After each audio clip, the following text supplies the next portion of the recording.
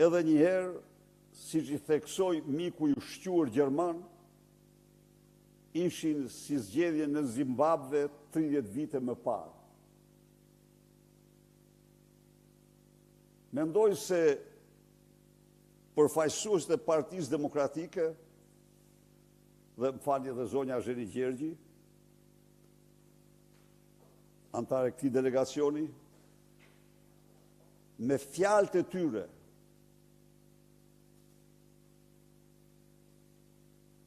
me argumentat që paraqitën,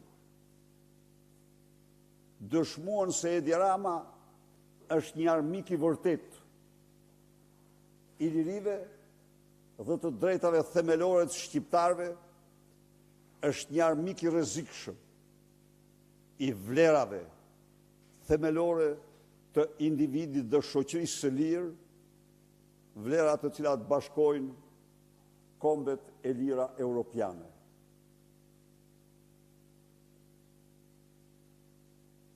Sot, betejë vazhdon po në Strasburg, por kësaj radhe vazhdon në Asamblenë Parlamentare të Këshillit të Europës, sesionin e saj.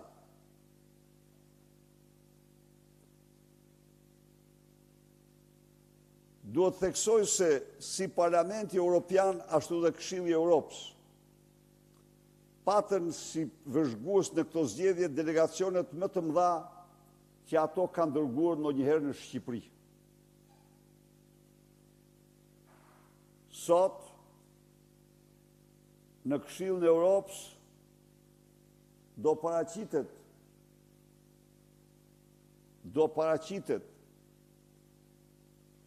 nga kryetari i grupit, kryetari i delegacionit të Këshillit të Europës që zhvilloi zgjedhjet,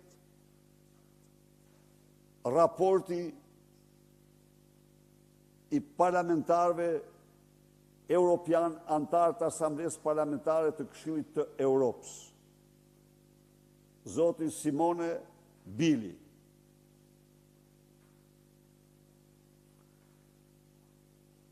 Ky raport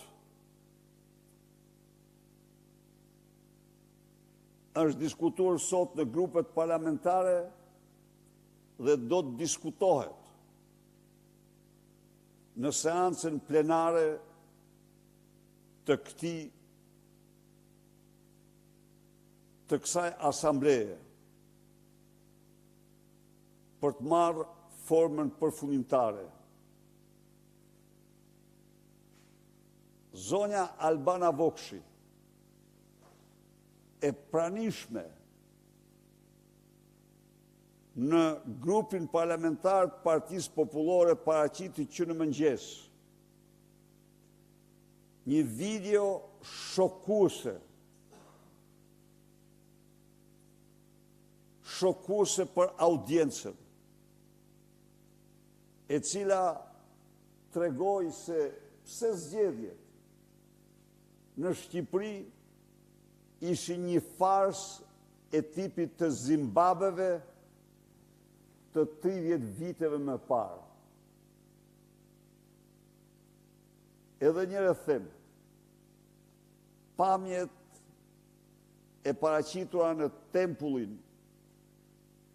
në grupin parlamentar të Partisë Popullore në Asamblenë Parlamentare të Këshillit të Europës ishin shokuese për audiencën. Tani zhvillohet debati në të cilat zgjedhjet janë, thash dhe njëherë, zgjedhje që s'kan të bëjnë me standardet europiane, si që konstaton vetë delegacioni dhe rjeshton aty një listë të gjerë,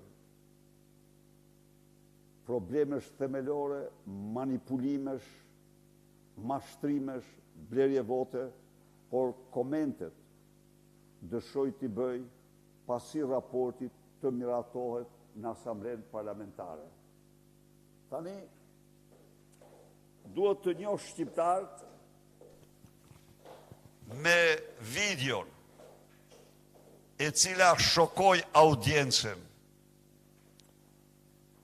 dhe që është dëshmi e një përpjekje të jashtëzakonshme që po bën opozita në luftën kundër aktualisht armikut më të egër të lirisë së shqiptarëve, që ka emrin Edi Rama dhe farsës tij elektorale. Edhe njerë, për çdo qytetar që vlerëson lirin, që vlerëson votën dhe fjalën e lirë si themele të lirive të tij, ai që të merr këto është armiku yt më i egër, pavarësisht nga kombësia, pavarësisht nga shtetësia, pavarësisht se çfarë është, ai është armiku numër 1 i yti me të cilin duhet përballesh. Tani, ju lutem, imagjinoni pak, kjo është farsa. Janë me titra, flet vetë komisioneraj, po voton. Kriminali elektoral me uniform komisioneri e nxjerr prap votën.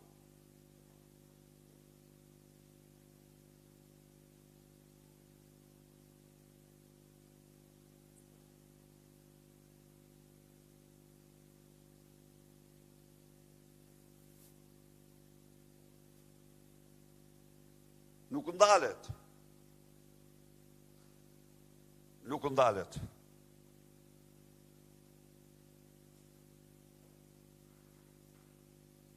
Prap vot.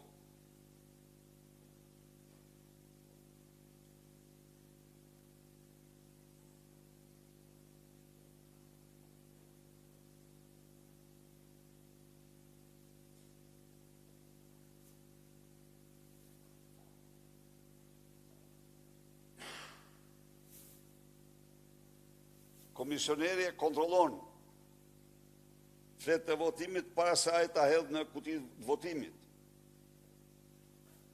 Një person merr 4 fletë votimi, e pat.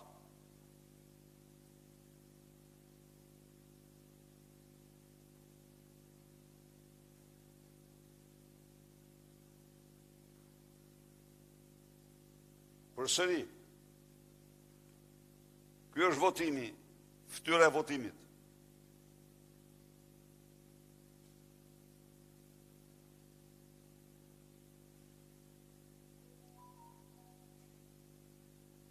Prap, aty e rrini i udhëzon.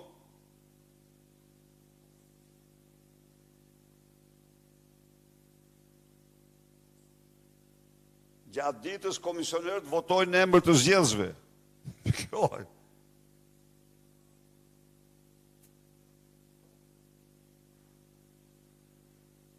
Burdhoni.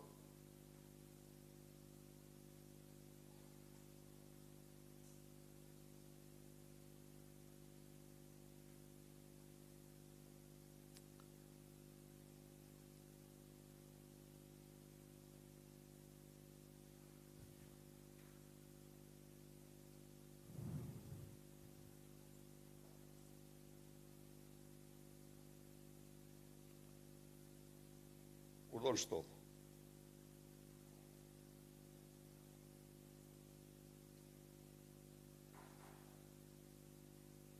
Nuk ka sekret më vote.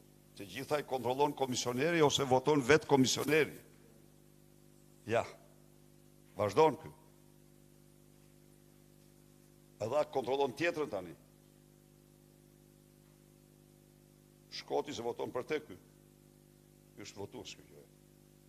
Edhe këtë tjetër, të 4-tën, vazhdojnë kë nuk ka kufi.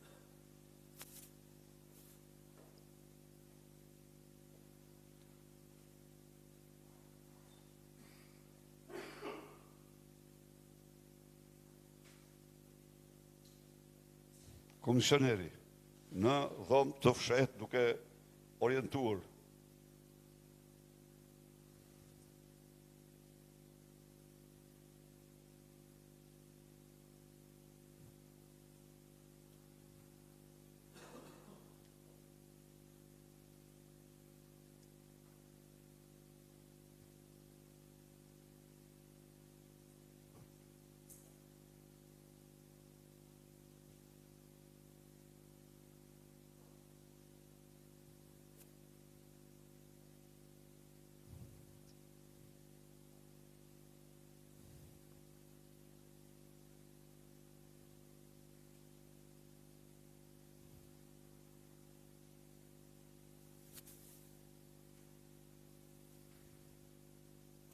pa ju, po i pa dhe Europa i pa këto.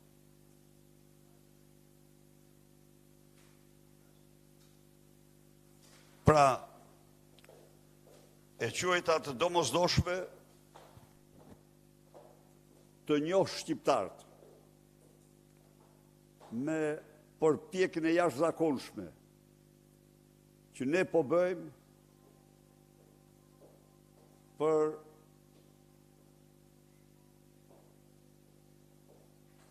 të dëshmuar atyre dhe botës farsën e turpshme të 11 majt të narko kryeministrit apo narko diktatorit Edi Rama dhe shtetit të tij të drogës, narkoshtetit të tij.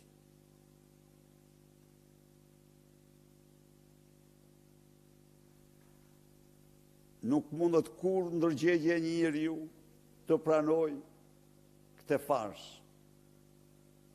Por sidoqoftë, ne bëjmë këtë si detyrim. Natyrisht përgjigja dhe zgjidhja është vetëm tek shqiptarët në dorën e tyre. Do të tolerojnë ata një poshtrim të tillë. Do të tolerojnë ata një qeveri që legitimiteti i cilës nuk ekziston, pushteti i cilës bazohet në një farsë të turpshme elektorale, apo do ngrihen ata për të mbrojtur të drejtat e tyre themelore si njerëz të qytetëruar. Unë besoj tek e dyta. Dhe këtu qëndron Partia Demokratike, e cila kurrë nuk do i pranoj këto zgjedhje. Faleminderit.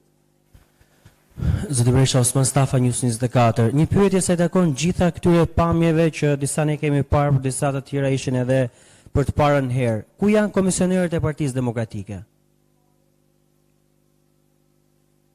Urdhë? Ku janë komisionerët e Partisë Demokratike? Kjo është një çështje hetimi. Kjo është një çështje hetimi. Por aty ku Sara Mile, Arkend Balla shkojnë me hanxhart e troplinëve dhe Suel Çels, komisionerit i ngelet shumë pak hapësirë. Dhe pyetja e dytë e cila këtu është problemi. Problemi është se zgjedhjet zhvillohen në kusht të një terrori të papar politik e një terrori të papar të karteleve të drogës dhe organizatave më të rrezikshme kriminale. Kjo është. Do të tregojnë ju nesër. Ju tregojnë ju nesër qendra votimi ku gjatë gjithë ditës votojnë komisionerët. Dhe ato votat gjitha shkojnë për princeshën e burgjeve Sara Milo. Po, janë dokumentuara. Ne këtë po bëjmë. Ne me automatik, me Kalashnikov nuk i mbrojmë. Sa e rrugë tjetër pastaj. Por ne do të dëshmojmë gjithçka para shqiptarëve dhe shqiptarët do marrin një vendim për qëllimet e tyre.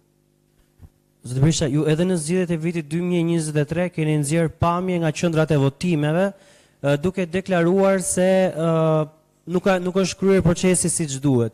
Zoti Berisha, mos ka ardhur koha që të rishikohet edhe forma e menaxhimit të qendrave të votimit ditën e zgjedhjeve? Për shembull, disa vende kanë që u menaxhojnë ose komisionerët janë persona që pra kanë biznese, janë avokat, janë noter, që nëse shkelin ligjin zgjedhor, humbasin dhe licencat e tyre përveç se rrezikojnë vite burg. A ka ardhur momenti që partitë politike mos i menaxhojnë më në ditën e votimit qendrat e votimit?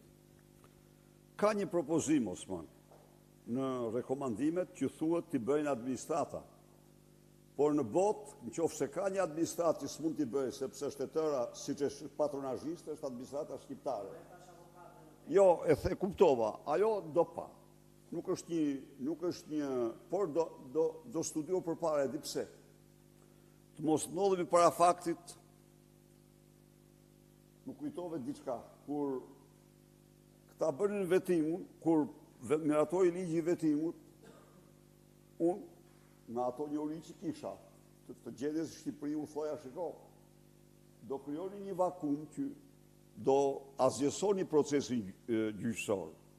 Jo, më thoni, ka shumë njerëz, njerëz korruptuar, të turpshëm, sot am të apo se ata u bën promotor të azjesimit të drejtësisë për shqiptarët. Dhe sot, s'ka njerëz, am të apo. A mund të gjinen, nuk mund të them. A mund të gjinen komisioner, por nuk është për të mos u hetuar, për të mos u konsideruar. Zoti Berisha, sa i takon denoncimeve që ju bëni nga kjo foltore, por edhe materialeve që keni çuar në Parlamentin Evropian me anë të përfaqësuesve të opozitës. Me këto denoncime të forta nga ana e Partisë Demokratike, ju prisni që raporti përfundimtar i OSBE-ut deri të jetë më i fortë se sa gjetjet paraprake, dhe përveç faktorit në Bashkimin Evropian, këto prova dhe këto materiale janë çuar në Kongres, në Senat Amerikan nga përfaqësues të tjerë të opozitës? Faleminderit. Këto prova do të çohen kudo. Në Kongres, në Senat, në parlamentet vendeve anëtare, në institucionet ndërkombëtare, me një dallim. Normal është të shkohet me raportin përfundimtar, se ku shkohen që të merret permanent me një problem nuk e ka. Dhe kjo është arsyeja që në shumë vende ku duhet të ishin këto prova, akoma nuk janë, sepse duhet finalizohet raporti dhe të jenë pjesë e raportit përfundimtar. Por janë aty ku duhet, ku ekziston debati për këtë çështje. Debati zyrtar, ku zyrtarisht ekziston debati për këtë çështje. Për shembull, diskutohet raporti e këto me radhë. Kjo është. Unë, siç keni marrë vesh, ju kam denoncuar këtu para jush në mënyrë të përsëritur përpjekjet e jashtëzakonshme të Edi Ramës, presionet e turpshme ndaj vëzhguesve për të ndryshuar qëndrimin. Unë besoj se ato presione nuk do kenë efekt dhe kam besim në integritetin e vëzhguesve ndërkombëtar. Ne i kemi dërguar të 3 delegacioneve, si të Odirit, ashtu dhe të Parlamentit Evropian dhe të Këshillit të Europës, materialet online, non-stop, në mënyrë të vazhdueshme. Pra, ka 2 përpjekje të mëdha